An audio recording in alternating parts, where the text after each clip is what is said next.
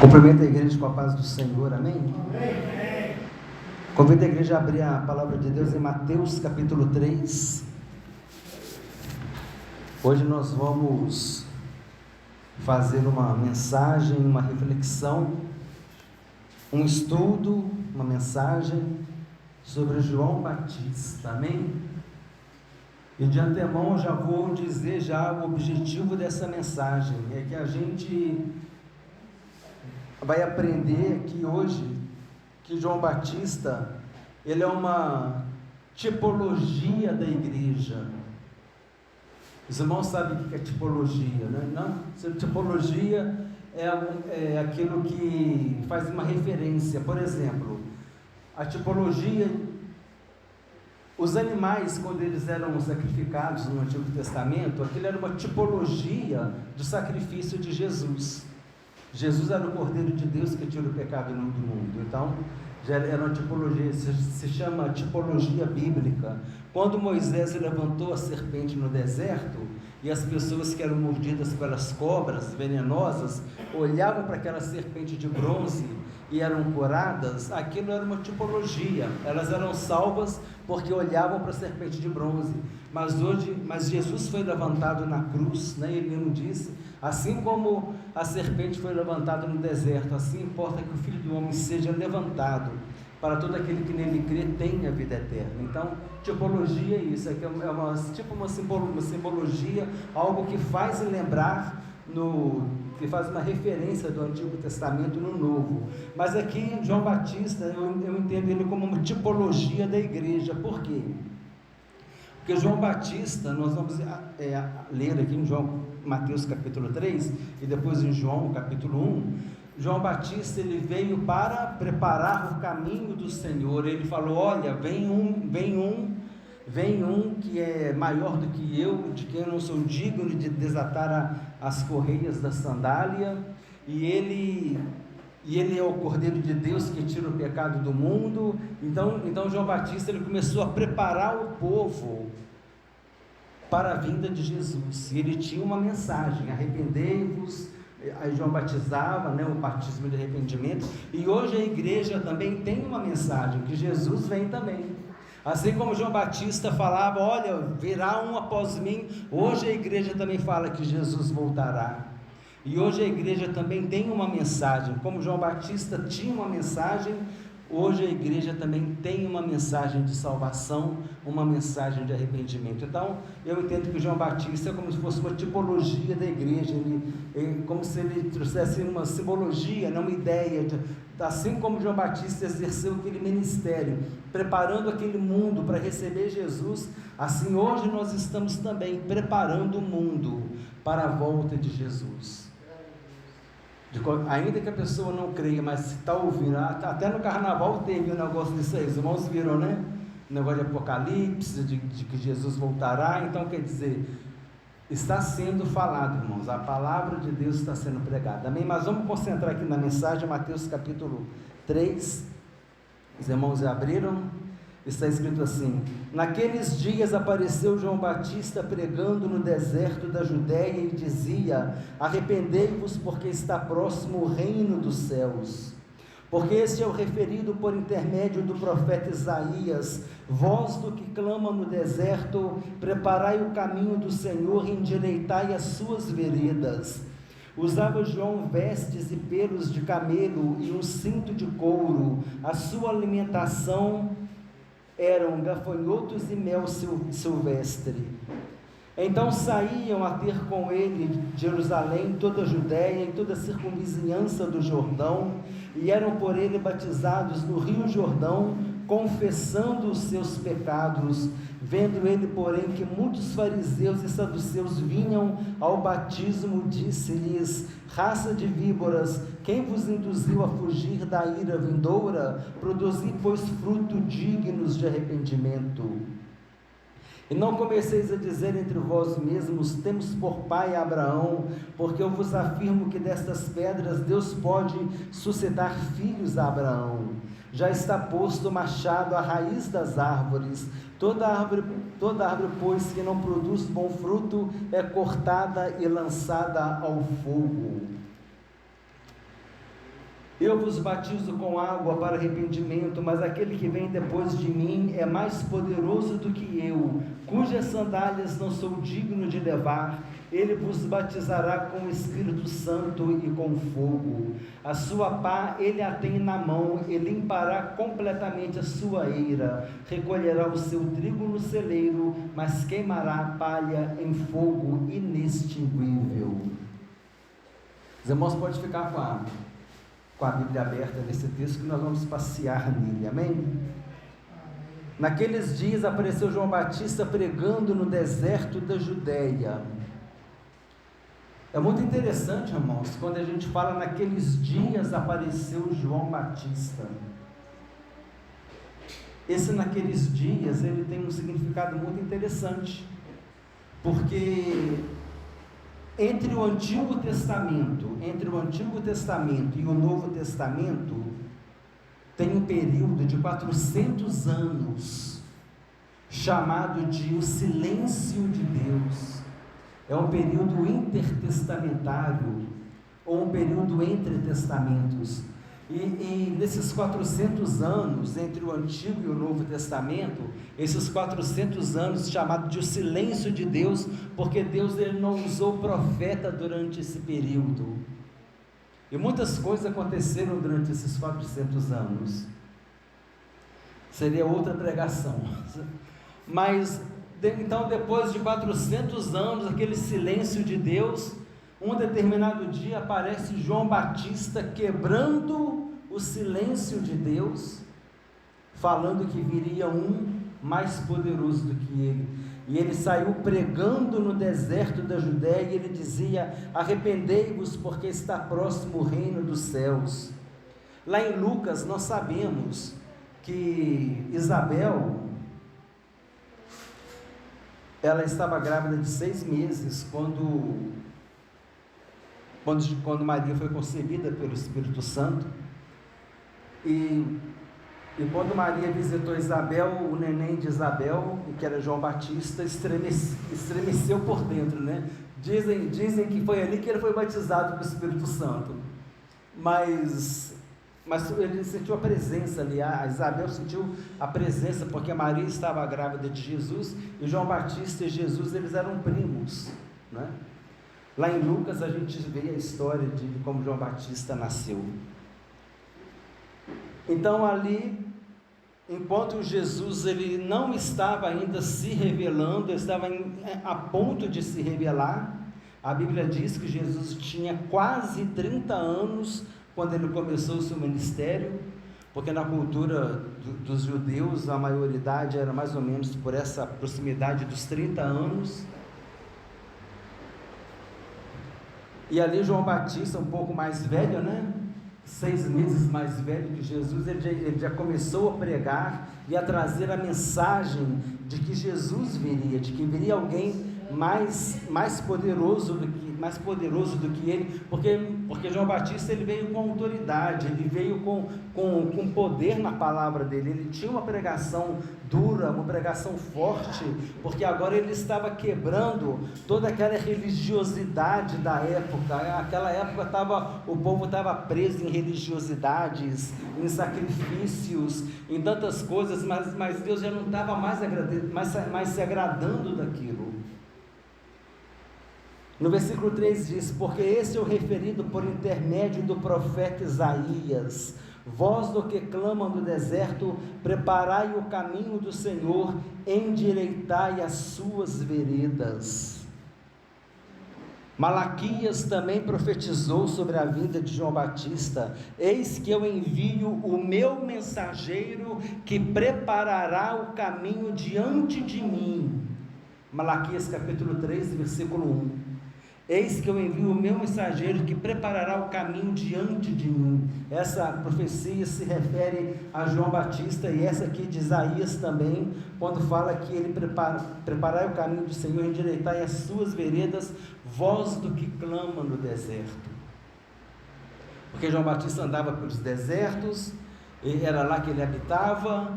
Ele era solitário, ele era um profeta solitário, ele andava ele andava isolado, mas ele vinha e trazia a mensagem para o povo, e como a gente via, ele tinha autoridade, o povo vinha, o povo estava com sede, aquela religiosidade já não estava mais alimentando o povo já estava cansado de tanta religiosidade, de tanto costume, de tanta tradição, mas faltava vida para eles, faltava uma experiência nova, uma experiência que só quem tem uma experiência com Deus pode expressar. Usava João vestes de pelos de camelo e um cinto de couro, sua alimentação era gafanhotos e mel silvestre. João, ele era comparado a Elias. Elias também andava assim. Elias, olha só, que está aqui, 2 Reis capítulo 1, versículo 8 diz assim: era um homem vestido de pelos, com lombos vestidos de um cinto de couro.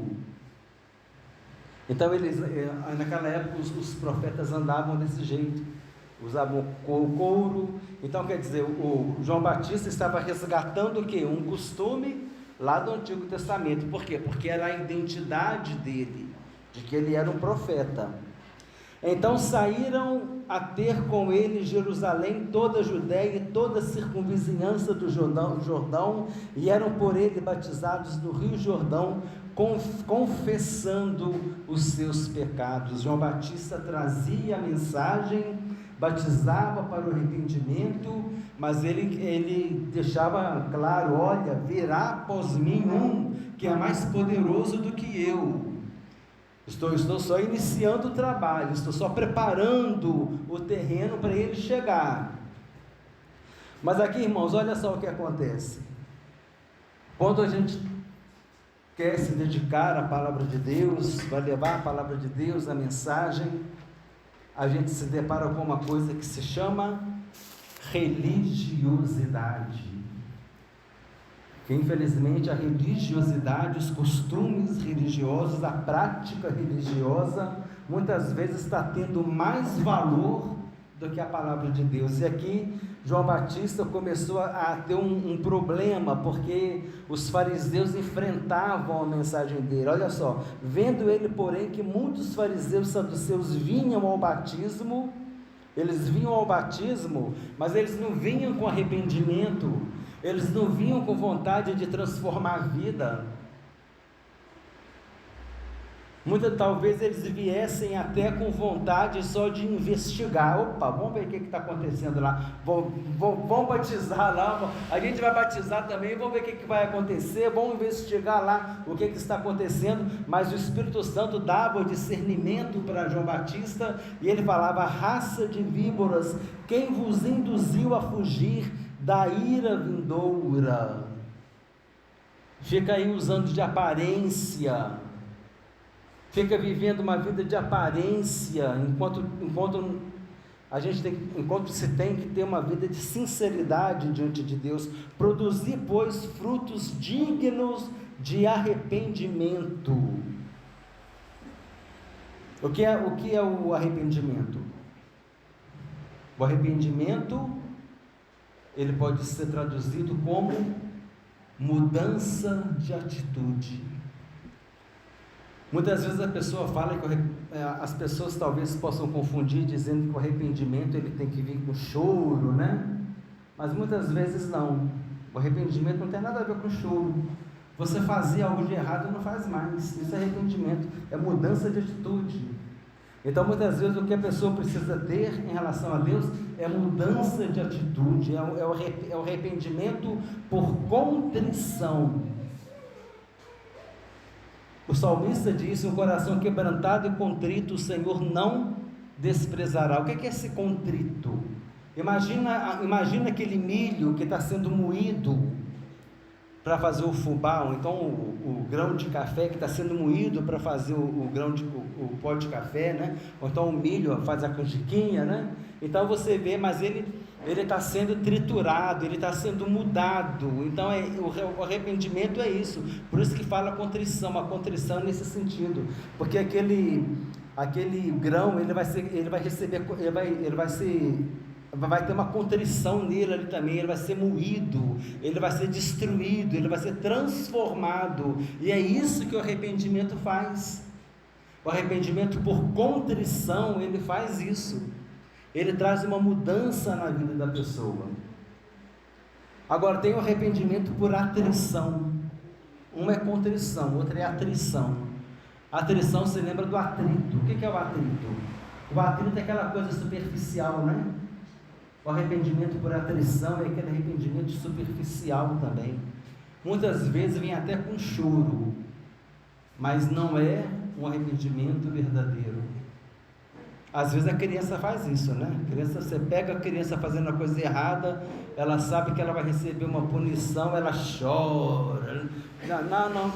Não vou repreender, não. No dia seguinte faz a mesma coisa. Porque aí naquela hora ela chorou só para poder escapulir da punição, né? Às vezes um criminoso é condenado, né? Ele não se arrependeu nem do crime. Isso pode ter acontecido, ele não se arrependeu nem do crime, mas ele está chorando porque ele foi condenado. Ou seja, é um arrependimento por contrição, não é aquele arrependimento profundo, não é aquele arrependimento que transforma. E é isso que Deus quer de nós.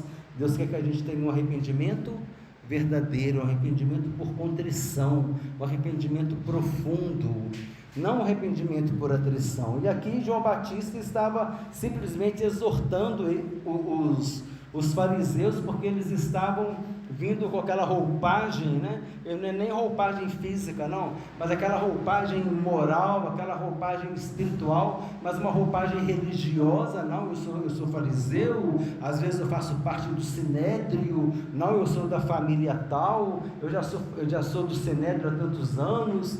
Então às vezes tivesse aquele orgulho, aquela vaidade, mas não tinha o que? Humildade e arrependimento. E João Batista parecia mesmo que entendia com quem ele estava lidando, porque ele dizia assim: e não comeceis a dizer entre vós, temos por pai a Abraão, porque eu vos afirmo que destas pedras Deus pode suscitar filhos a Abraão. Porque eles podiam falar assim: olha, a gente tem por pai Abraão, a gente é descendente de Abraão, nós temos na nossa linhagem, e muitas vezes ali pode ter um sacerdote ali no meio, e o sacerdote era da tribo de Arão, era da tribo dos levitas, então podia estar tomado de orgulho, achando às vezes que era maior e que tinha mais autoridade do que um simples profeta vestido de pele de camelo. Mas com ele estava o poder de Deus. Ele tinha uma mensagem. Ele tinha uma mensagem. E a mensagem dele era uma mensagem de arrependimento, era uma mensagem que as pessoas tinham que se quebrantar, o batismo de arrependimento, conduzindo as pessoas a um concerto com Deus, a um propósito com Deus. Mas interessante que toda mensagem, irmão, toda mensagem de salvação, ela vem acompanhada de uma mensagem de condenação. Você não pode falar da salvação se não tiver condenação, porque se é salvação de quê se não tem condenação? E aqui ele vem, no versículo 10 ele diz: já está posto o machado à raiz das árvores. Isso aqui é a condenação, né? Aqui é para passar o corte mesmo. Já está posto o machado à raiz das árvores. Toda árvore, pois, que não produz bom fruto, é cortada e lançada ao fogo. Então, a Bíblia diz, se eu não me engano é em Malaquias mesmo, que diz assim, que nós veremos a diferença entre o justo e o perverso, entre aquele que serve a Deus e aquele que não serve. Irmãos, haverá diferença entre o justo e o perverso, entre aquele que não serve a Deus e aquele que serve. Existe diferença, e diante dos olhos de Deus existe essa diferença também.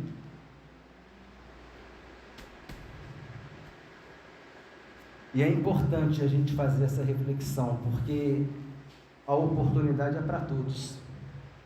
Todos têm oportunidade. João Batista estava pregando aqui, e olha só o que diz aqui, que então saíram a vir ter com ele Jerusalém e toda a Judéia e toda a circunvizinhança do Jordão, e eram por ele batizados no rio Jordão, confessando os seus pecados e sendo batizados do batismo de arrependimento. Todos tinham a oportunidade de ouvir a mensagem. Agora, abrir o coração para receber é outra história. E João Batista diz: eu vos batizo com água para arrependimento, mas aquele que vem depois de mim é mais poderoso do que eu, aquele está testemunhando de Jesus, cujas sandálias não sou digno de levar. Ele vos batiza com o Espírito Santo e com fogo. Tem outro texto que diz, que João Batista diz que eu não sou digno de desatar as sandálias de Jesus. Naquela época, há muitas coisas a gente tem que entender a cultura da época, na Bíblia, né? Você tem que ir para a história, para o contexto cultural e histórico da época, para você entender o texto bíblico. Naquela época, quem é que desatava a sandália do Senhor e lavava os pés do Senhor quando ele chegava? Era o escravo, né? Era o servo. Quando João Batista diz assim: eu não sou digno de desatar a sandália dele, a lição de humildade de João Batista está se colocando menor do que um servo. E ele disse que eu diminua e que cresça ele. Amém? A sua pá ele a tem na mão e limpará completamente a sua ira, recolherá o seu trigo no celeiro, mas queimará a palha em fogo inextinguível. Vamos conferir, vamos confrontar esses dois versículos aqui, ó. Versículo 10: já está posto o machado à raiz das árvores, toda árvore, pois, que não produz bom fruto, é cortada e lançada ao fogo. Versículo 12: a sua pá, lá era o machado, aqui é a pá, a sua pá ele a tem na mão e limpará completamente a sua eira, recolherá o seu trigo no celeiro, mas queimará a palha em fogo inextinguível. Ou seja, qual é a mensagem aqui? A mensagem é: tem salvação, mas também tem condenação. Deus ele fez tudo para que o homem fosse salvo, e ele deu o seu próprio Filho Jesus Cristo para morrer por nós na cruz. Mas aquele que rejeita Jesus, rejeita a salvação de Deus. Aquele que rejeita Jesus, rejeita o perdão de Deus, porque o perdão de Deus está em Jesus. Aquele que rejeita Jesus, rejeita a salvação de Deus, porque a salvação de Deus está em Jesus. Aquele que rejeita Jesus, rejeita a misericórdia de Deus, porque a misericórdia de Deus está em Jesus. Então, se você rejeita o remédio para a sua doença, o que vai acontecer com você? Você vai ficar doente. Então, é necessário que se tome uma decisão, e é por isso que João Batista ele trazia essa palavra dura, para que as pessoas tomassem essa decisão. Aí agora aqui no Evangelho de João, tem mais 20 minutos, no Evangelho de João, no capítulo 1, está escrito assim: no princípio era o Verbo, e o Verbo estava com Deus, e o Verbo era Deus. Ele estava no princípio com Deus. Todas as coisas foram feitas por intermédio dele. Sem ele nada do que foi feito se fez. A vida estava nele, e a vida era a luz dos homens. A luz resplandece nas trevas, e as trevas não prevaleceram contra ela. Aqui está falando de Jesus, né? Jesus era o Verbo, e o Verbo estava com Deus, e o Verbo era Deus. Jesus era Deus. Ele estava no princípio com Deus. Todas as coisas foram feitas por intermédio dele. Jesus é o autor da criação, e sem ele nada do que foi feito se fez. A vida estava nele, e a vida era a luz dos homens. A luz resplandece nas trevas, e as trevas não prevaleceram contra ela. Mas é a partir do versículo 6 que eu quero trazer o destaque, que diz assim: houve um homem enviado por Deus, cujo nome era João, de quem nós já estamos falando. Este veio como testemunha para que testificasse a respeito da luz, a fim de todos virem a crer por intermédio dele. Ele veio, olha o versículo 7, irmãos, para que testificasse a respeito da luz, para que ele desse testemunho a respeito da luz. Hoje o que a igreja faz? Hoje a igreja também dá testemunho. Jesus disse: recebereis poder ao descer sobre vós o Espírito Santo, e sereis minhas testemunhas, tanto em Jerusalém, como em toda a Judéia e Samaria, até os confins da terra. Do mesmo jeito que João Batista trazia uma mensagem de condenação e uma mensagem de salvação, do mesmo jeito que ele trazia uma mensagem de conserto, do mesmo jeito que ele testemunhava de Jesus, assim a igreja hoje também faz. Ele não era a luz, mas veio para que testificasse da luz, a saber, a verdadeira luz que, vindo ao mundo, ilumina a todo homem. O Verbo estava no mundo, o Verbo é Jesus. O mundo foi feito por intermédio dele, mas o mundo não o conheceu. O mundo aqui é a sociedade corrompida, a humanidade corrompida. Veio para o que era seu e os seus não o receberam. Ele veio para os judeus.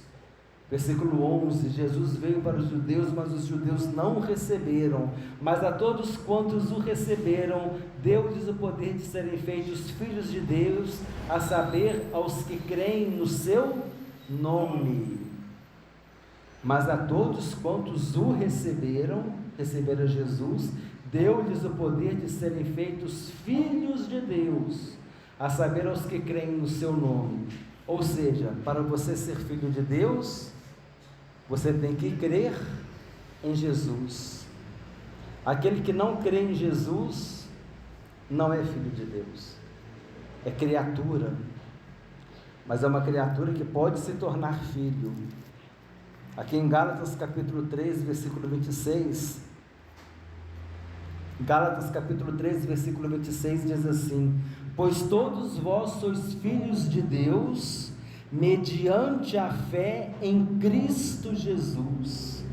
Gálatas 3, 26, pois todos vós sois filhos de Deus, mediante a fé em Cristo Jesus. Nós somos feitos filhos de Deus mediante a fé em Cristo Jesus. Isso se chama doutrina da adoção. É uma doutrina bíblica. A doutrina bíblica da adoção. Nós somos feitos filhos adotivos de Deus. Jesus é o filho legítimo, nós somos os filhos adotivos. Em Hebreus está escrito que Jesus, ele não se envergonha de nos chamar de irmãos. E nós somos feitos filhos adotivos de Deus, e pela lei da adoção, o filho adotivo, ele tem o mesmo direito do filho legítimo. O casal que adota uma criança, adotou tudo direitinho, mediante a lei, diante do juiz, tudo certinho. Aquele filho, ele tem direito, o mesmo direito que o filho legítimo, o mesmo direito à herança, o mesmo direito a tudo, e as mesmas obrigações também. Por isso que Paulo diz que nós somos herdeiros de Deus e co-herdeiros com Cristo, ou seja, nós somos herdeiros ao lado de Cristo.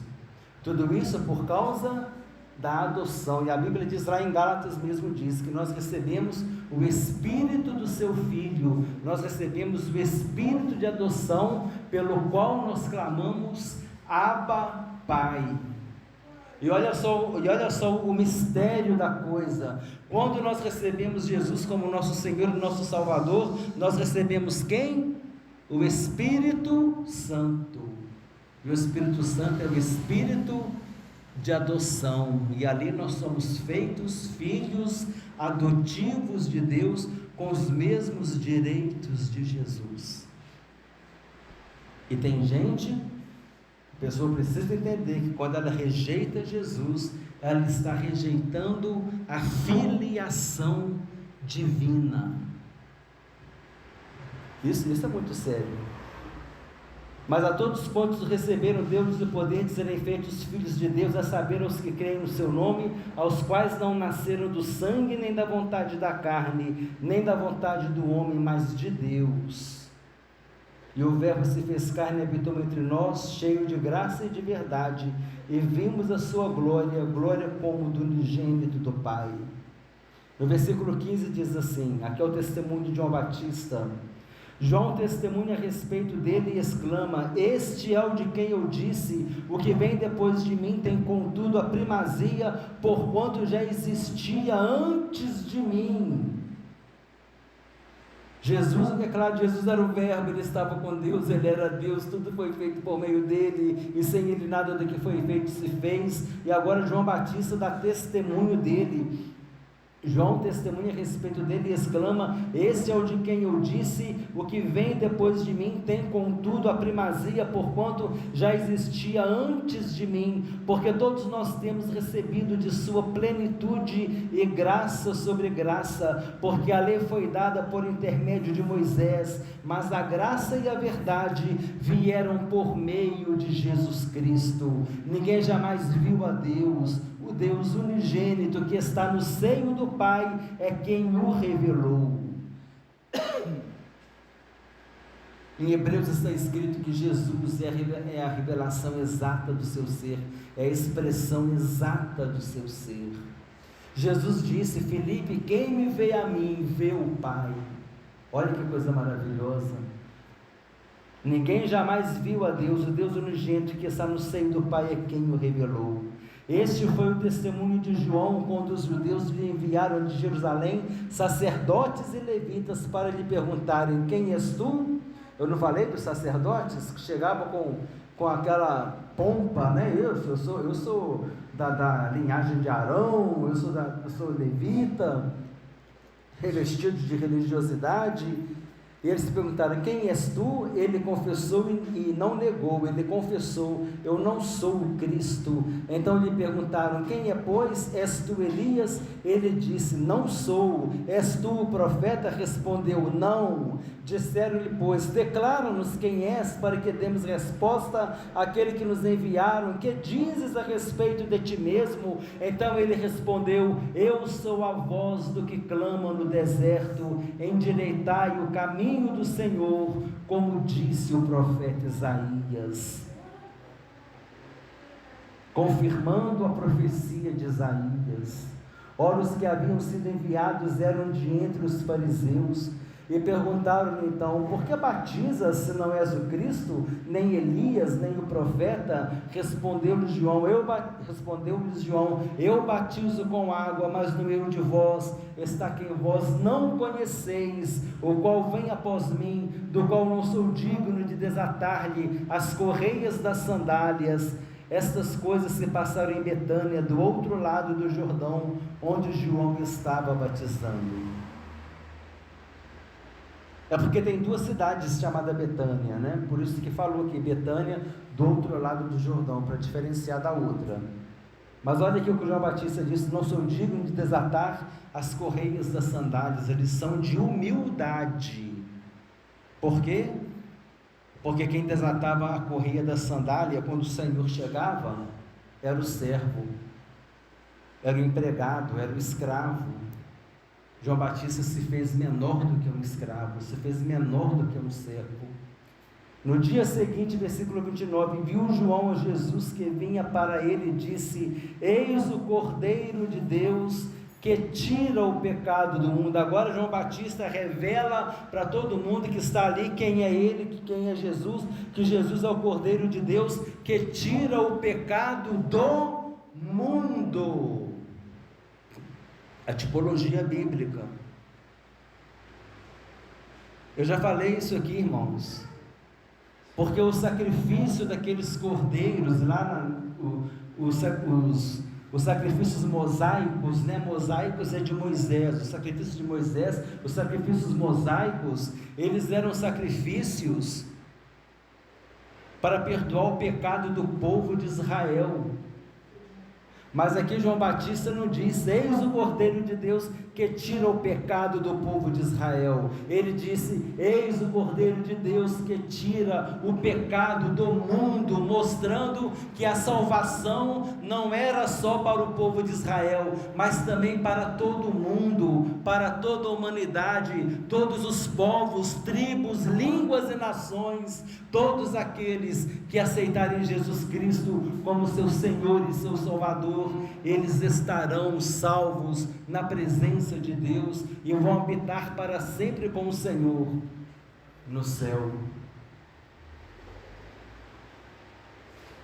Eis o Cordeiro de Deus que tira o pecado do mundo, da humanidade.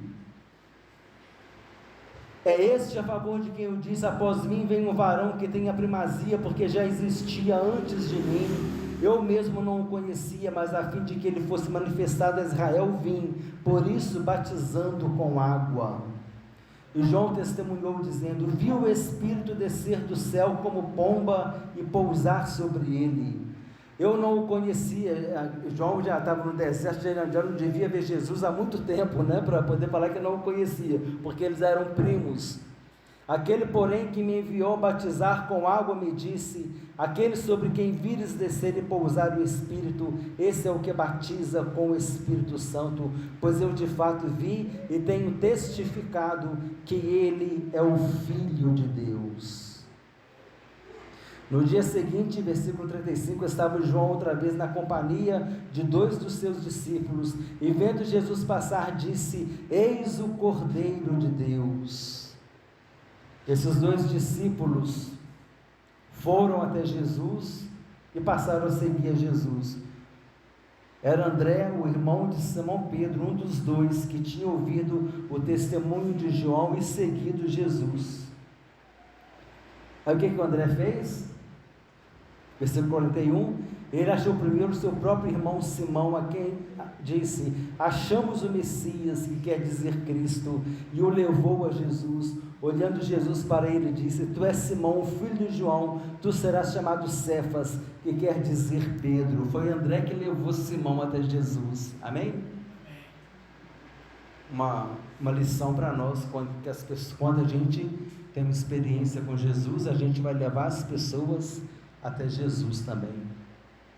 Então, irmãos, essa mensagem que eu queria trazer para os irmãos hoje foi mais um estudo bíblico, né, sobre João Batista, porque a gente vê muito sobre João Batista, e agora é importante a gente entender um pouco, fazer esse relacionamento de João Batista com a igreja. Que João Batista, ele vinha, preparou aquele mundo, falou a respeito da vinda de Jesus, que viria um que era maior do que ele, e anunciava a mensagem da salvação, e anunciava o batismo de arrependimento. E hoje também nós estamos anunciando Jesus, anunciando a mensagem da salvação, e junto com a mensagem da salvação vem a mensagem da condenação. Em Hebreus capítulo 2, versículo 3 diz: como escaparemos nós se negligenciarmos tão grande salvação? Se existe uma tão grande salvação, existe também uma tão grande condenação, e foi dessa condenação que Jesus veio nos salvar. Amém? Glória a Deus. E hoje nós estamos aqui porque um dia nós entendemos essa mensagem, e essa mensagem ela precisa continuar a ser pregada, a ser anunciada, a ser ensinada, para que outros venham também para a presença do Senhor Jesus. Amém? E assim como João Batista fez, assim como ele testemunhou de Jesus, assim como ele falou a mensagem, pregou transformação de vida, mudança de vida, arrependimento, mudança de atitude, que assim também nós possamos fazer. João Batista é uma tipologia da igreja do Senhor Jesus. Amém? E hoje nós temos essa missão também, a missão de anunciar a Jesus. Vamos ficar em pé, irmãos, em nome de Jesus. Esses dois versículos, esses dois capítulos, Mateus capítulo 3 e João capítulo 1, são interessantes quando eles falam de João Batista, né? Para completar, poderia ter lido o capítulo de Lucas, quando fala do nascimento dele também, da obra, de como ele foi extraordinariamente concebido, né? Porque Isabel era uma mulher idosa, Zacarias também, mas para Deus não há impossível, amém? Graças a Deus. Vamos orar. Deus, em nome de Jesus, Pai querido, nós te agradecemos, Senhor, porque a tua palavra, ela é como uma espada cortante de dois gumes, Senhor, capaz de penetrar a corpo, alma e espírito, e é capaz de edificar, e é capaz de santificar, e é capaz de nos capacitar, Senhor, e é capaz de renovar a nossa fé, porque a tua palavra é poderosa, meu Pai, a tua palavra é fonte de vida. O Senhor disse: as palavras que eu vos tenho proferido são espírito e vida, e é esta palavra, Senhor, que está viva em nossos corações, ó Pai. E nós te louvamos, Senhor, nós te louvamos porque o Senhor está presente, nos ensinando, nos capacitando, nos dando entendimento, a compreensão do teu propósito para as nossas vidas, para que nós possamos te servir mais e melhor, e que o teu nome seja glorificado. E assim como João Batista disse, que a gente diminua, mas que cresça o Senhor, que o Senhor cresça, que o Senhor apareça, que o Senhor resplandeça, que o Senhor glorifique o teu nome, Senhor, fazendo grande obra de salvação no meio de muitos, Senhor, que vão ouvir a tua palavra e vão dar crédito à mensagem, Pai querido. A tua palavra diz: como escaparemos nós se negligenciarmos tão grande salvação? Ah, Senhor, tenha misericórdia, meu Pai, para que as pessoas, quando ouvirem, Senhor, a mensagem da salvação, que elas não negligenciem essa mensagem, mas que elas venham dar valor a essa mensagem, Senhor, porque essa mensagem tem um alto preço, essa mensagem tem um preço de sangue, tem um preço de morte, sangue e sofrimento, humilhação do seu Filho Jesus Cristo na cruz do Calvário, o Cordeiro de Deus que tira o pecado do mundo. Por isso, Senhor, colocamos nossas vidas diante de Ti e oramos por todos aqueles que estarão em contato conosco, ouvindo a Tua mensagem de salvação, para que o Senhor venha, Senhor, fazer esta grande obra, fazer esta transformação, que somente o Senhor pode fazer, por meio do agir do Teu Espírito Santo. Abençoa a Tua igreja, Senhor, nos capacite, Senhor, que assim como João Batista foi eficiente, foi eficaz, foi efetivo no seu testemunho, na pregação de sua mensagem, que assim também nós, como igreja, possamos ser efetivos, Senhor Deus, alcançando vidas para o Teu reino, e que o Teu nome seja glorificado, ó Pai. Te agradecemos por tudo, Deus querido, em nome de Jesus. Amém.